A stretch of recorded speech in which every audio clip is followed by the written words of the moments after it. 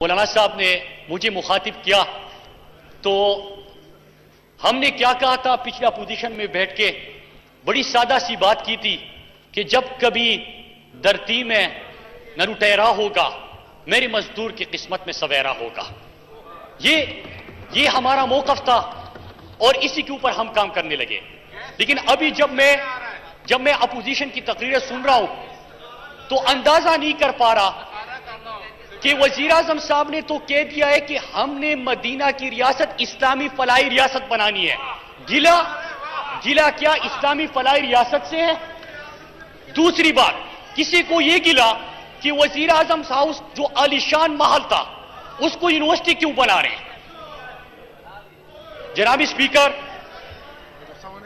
जनाब स्पीकर, इससे तो एक ही अंदाजा होता है कि क्या करेंगे जो करप्शन भी छोड़ दी तुमने, तुम्हें तो और कोई काम भी नहीं आता। स्पीकर साहब, अभी हिना रब्बानी कर साहिबा की मैं तकरीर सुन रहा था, बड़ी अच्छी बात उन्होंने की और उन्होंने डायरेक्शन की बात की। लेकिन मैं पहले 5 साल का और खामियों का जिक्र करके आपको डायरेक्शन बताऊंगा कि रास्ता क्या है, हमने कौन से रास्ते के ऊपर जाना है। जनाब स्पीकर, जब मेरा लीडर इस मुल्क का प्राइम मिनिस्टर ये बात करते हैं कि दो नहीं एक पाकिस्तान, तो मैं सवाल करता हूं कि क्या ये फैक्ट नहीं है कि आज अगर पीआईए खसारे में चला गया और तबाही की तरफ चला गया तो क्या उस वक्त जब किसी का केस चल रहा था और मफरू बन रहा था तो वजीर आजम ने उसको पीआईए में सरकारी तैयारी पे बिठा के मुल्क से फरार नहीं करवाया? क्या उस वक्त इन्होंने बाहर से एक गोरा बुला के ये नहीं कहा था कि हमने लाखों की तनख्वाह पे एक एक्सपर्ट लेके आए हैं और फिर हमें पता चला कि पाकिस्तान में सिर्फ पैसे चोरी नहीं होते, पाकिस्तान में जिहाद भी चोरी होते और जिहाद वहां से मिला।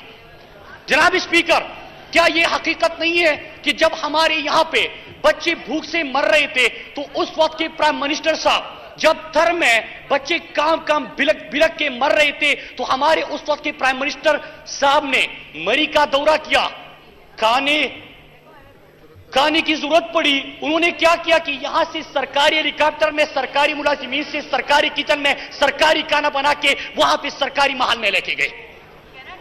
जनाब स्पीकर, क्या यह हकीकत नहीं है जो आज बिजली की बहरान की बात हो रही है, उस वक्त हुकूमत में आते साथ ही इन्होंने 450 अरब जो आईपीपीएस को दिए उसका कोई ऑडिट हुआ? नहीं हुआ। उसके बावजूद गर्दिशी कर्जा क्या 1152 अरब तक नहीं पहुंचा? जनाब स्पीकर, इन्होंने तो वादा किया था कि ए वतन तुझसे ये वादा है मेरा, तुझसे तेरे अंधेरे मिटाएंगे हम। क्या किया? पीपल्स पार्टी के दौर में शार्टफॉल 2013 तक सबसे ज्यादा 5200 मेगावाट आया था, इनके दौर में 7000 मेगावाट तक शार्टफॉल पहुंच गया। जनाब स्पीकर, यहां पे कहानी खत्म नहीं होती।